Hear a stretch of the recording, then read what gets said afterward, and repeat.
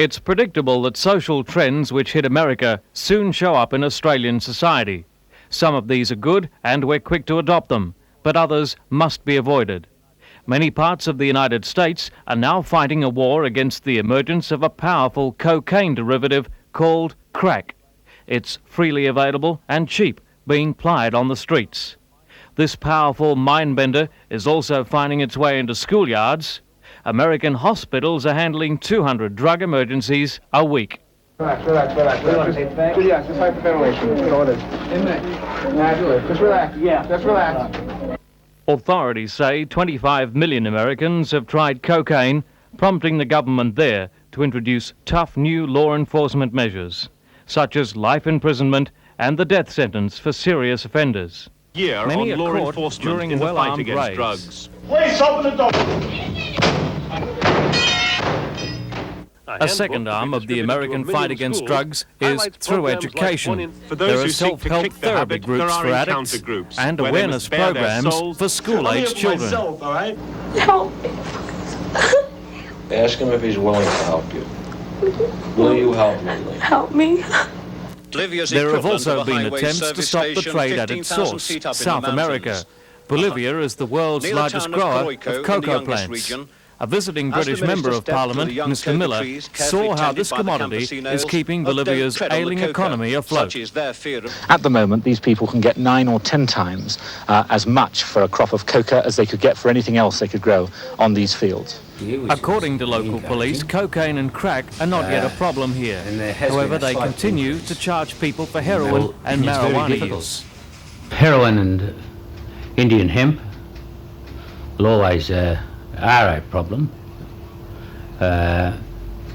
Speed is, which are the amphetamines, of course, we find that they are more so on the increase than the other drugs in this area.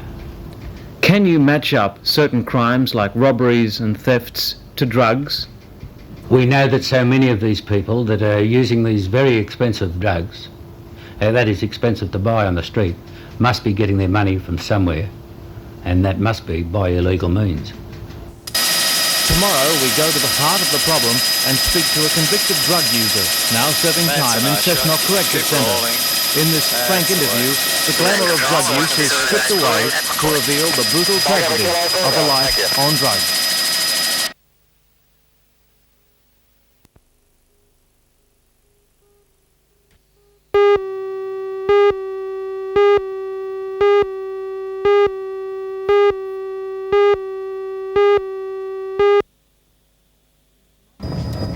In tonight's news, Dungog and Gloucester Shires violently opposed the introduction of the controversial Draft Wilderness Act. The Shires today put the finishing touches to a joint submission opposing the Act and plan to send a delegation to see Premier Unsworth to tell him that the Act just should not go ahead. Join Ray Deneen and Anna Manzoni for all the news tonight at 6.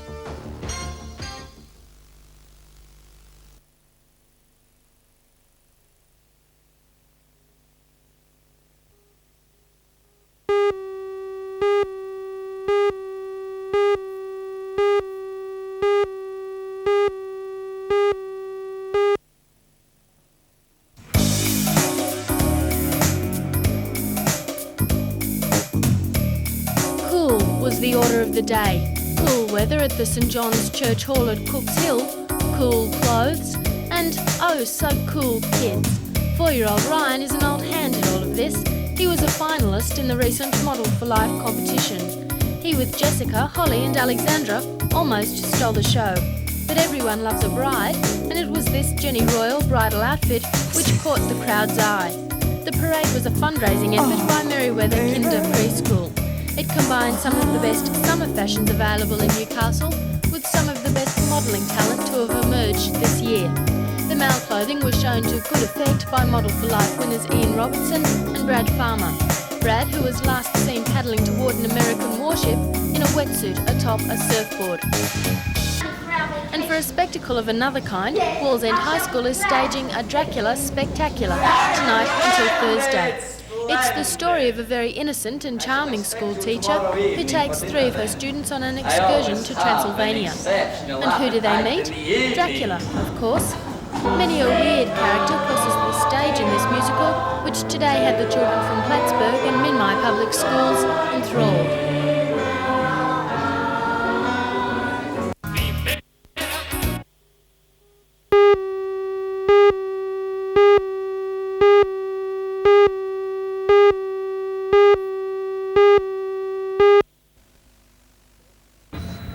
Mr Hawke flew into Cessnock this morning as part of a program to experience firsthand the mood in electorates targeted by his rural task force.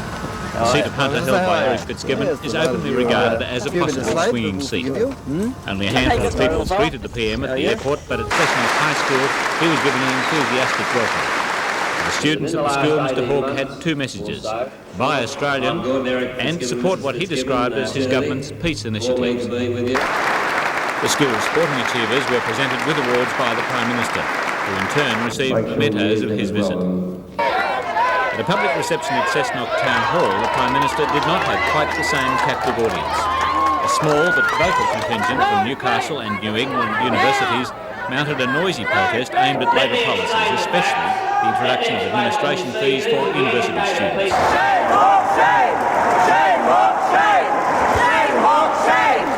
Fired by the opposition, the Prime Minister won support from pensioners, who he said had made sacrifices without complaint.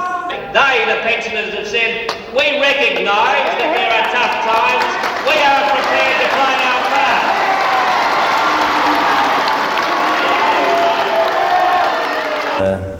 At a press conference, Mr Hawke was again on the defensive over cutbacks, such as the open-ended deferment of Steel Assistance Plan funds, which might now well mean the end of the regional museum and other tourism projects planned for this area. We have kept up as far as we can the support under the regional assistance program.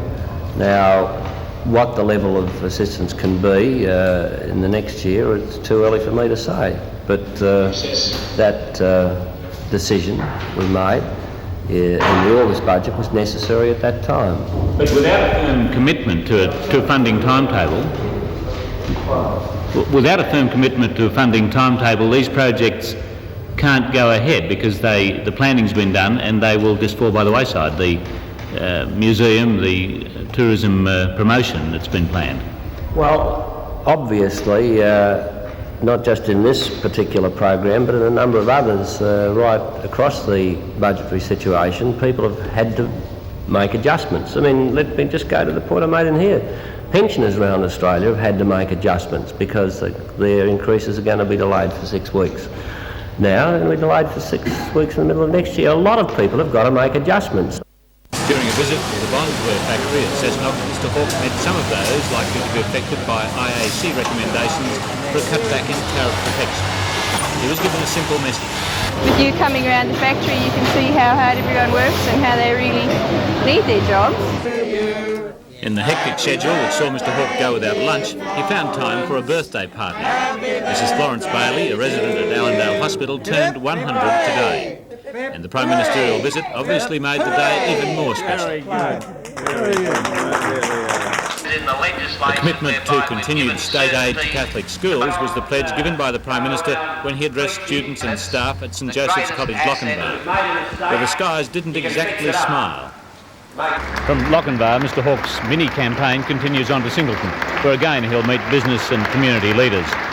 The visit concludes with a dinner tonight in the Maitland Leagues Club.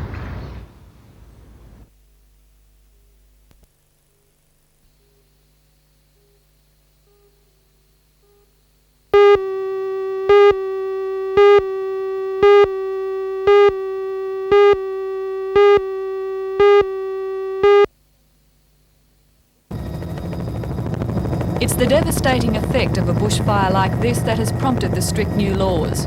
A bushfire danger period is now in effect throughout the state until the end of March next year. The New South Wales Bushfire Council says the outlook for this summer is not good, for despite today's wet weather, conditions are dry and temperatures are expected to soar. Under the new regulations, it's an offence to drop a lighted cigarette anywhere. It's also an offence to use or carry any ignited material within 15 metres of stacks of grain, crops or stubble field. During the next 6 months, other restrictions also apply. Well, number one, people cannot burn off fire breaks or clear land of vegetation and trees and so on without a permit. Secondly, people cannot burn off domestic rubbish and refuse unless they do it in a proper incinerator between 7 o'clock at night and 7 in the morning. And the third point is that you cannot have a barbecue or a picnic by lighting a fire unless in a properly constructed fireplace. While the Act does affect householders, it's pockets of bushland like this that can be really devastated by fire. And to protect them during the danger period, a total fire ban can be enforced. This prohibits the lighting of all fires, even gas barbecues.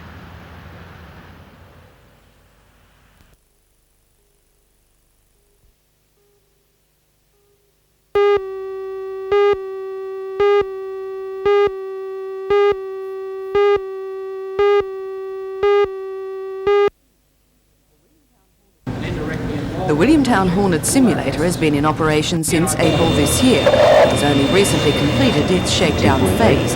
The second is scheduled for installation at RAAF Base Tyndall in the Northern Territory, the planned base for number 75 Hornet Squadron. In his speech, Mr Beasley said that regardless of the economic circumstances of the day, the forces must continue to pursue the most cost-effective means of applying the resources that government and the taxpayers are prepared to make available for defence. The cost of the two trainers at $23.5 million was more than justified, he said. The cost of fuel as it is these days, wear and tear on aircraft, and the fact that you can fly these for much longer periods of time than you can fly an aircraft, yes, it's a considerable saving. Does it worry you at all that last year 77 pilots left the Air Force? This year we've already reached, if not exceeded, that number. I think it's something that we're going to have to think through very seriously. I think we're going to have to look at the flying allowance. Indeed, the flying allowance will be considered early in the new year by the Defence Forces Remuneration Tribunal. I think we may have to look at special retention packages, these sorts of things that other countries have done when they've addressed a very similar problem. We may have to look at all these particular alternatives if the problem continues.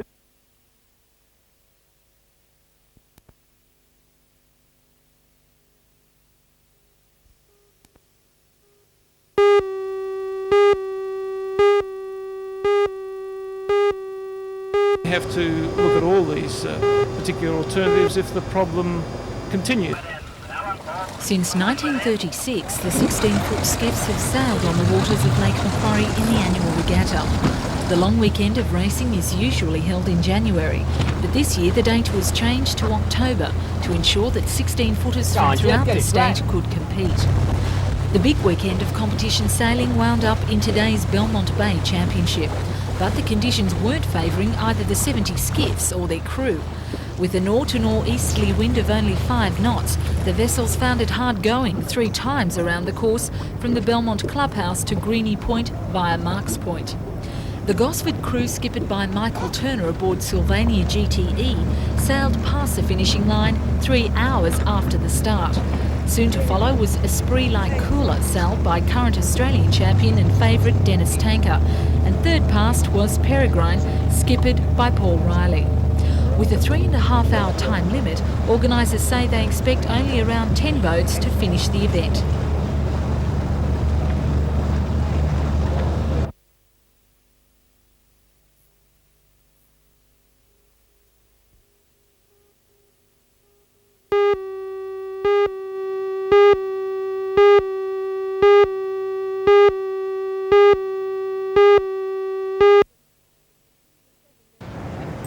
The 7-member Newcastle contingent, which travelled to Hawaii for this year's World Wave Ski titles, came home triumphant. Michael Smith came in 5th, Bernard Burns 7th and Chris Klein took 11th. First place went to Sydney rider John Christensen. Other Newcastle team members, including Cole Samways and Mick Reynolds, were knocked out in the elimination rounds, mainly by the South Africans, who are currently vying with Australia for domination in the sport. Michael Smith says competing against the South Africans presented few problems for him. The Newcastle Wave Ski Club is undoubtedly the strongest in Australia, and it's a feather in its cap that the World Cup will come here in 1988. It will be run in conjunction with Surfest.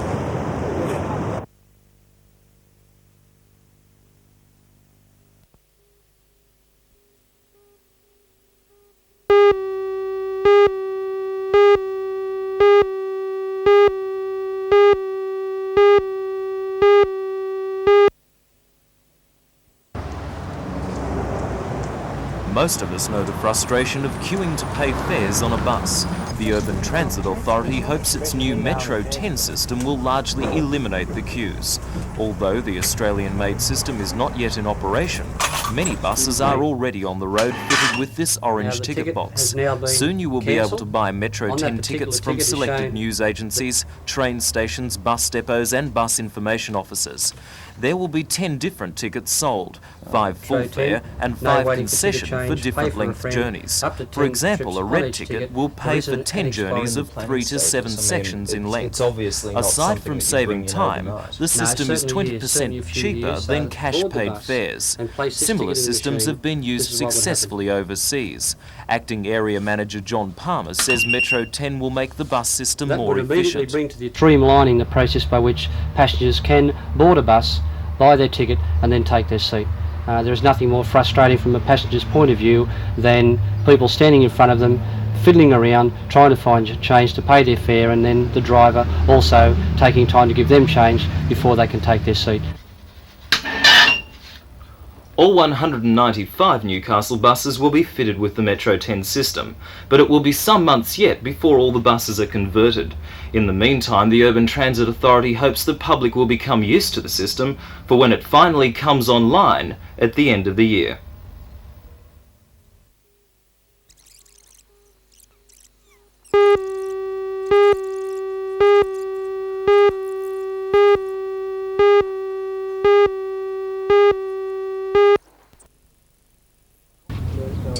It's called the Rental Tenancies Tribunal Act, and it's one of the most significant changes to rental legislation in decades.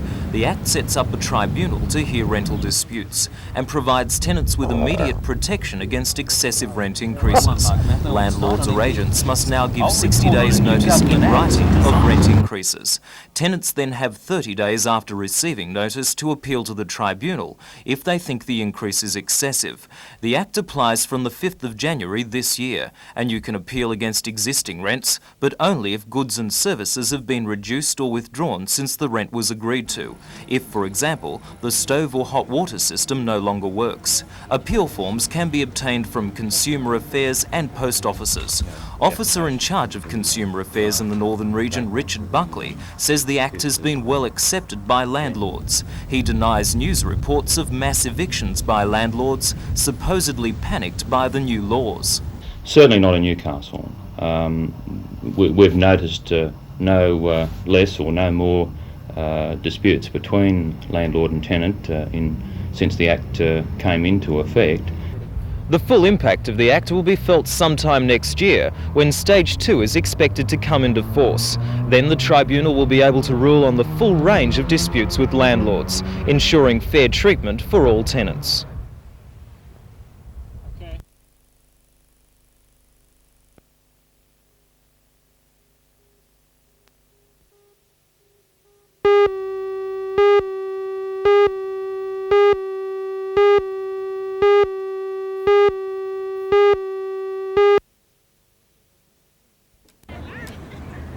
For the last 25 years, the Greens of Hamilton North Bowling Club have been well patronised by the female club members. In fact, it was this bowl, held by the district president Lola Higgins, that began the women's club competition a quarter of a century ago. And fittingly, it was the first one bowled today. With members from surrounding clubs helping to celebrate, what's called a spider event began the Invitation Classic, and the 117-strong field set about to match their scores in a game of fours. Throughout this week, club competition events will be played. Members say they're looking forward to the next 25 years of doing what bowlers do best.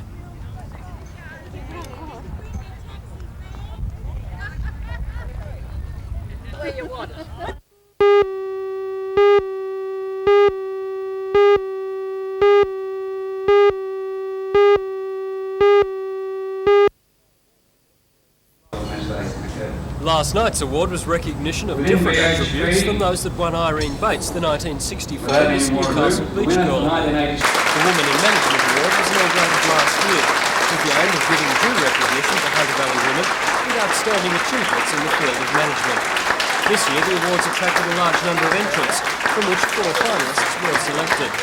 It was Irene Bates' achievements as the acting regional manager of the Employment Division of the Department of Industrial Relations and Employment that the judges deemed set her apart from the other finalists. In that capacity, she has been in charge of programs that have created jobs for around 1,500 hunter-valley people. Irene Bates started her career as a ladies' hairdresser and has held various managerial positions in businesses around Australia. In 1960.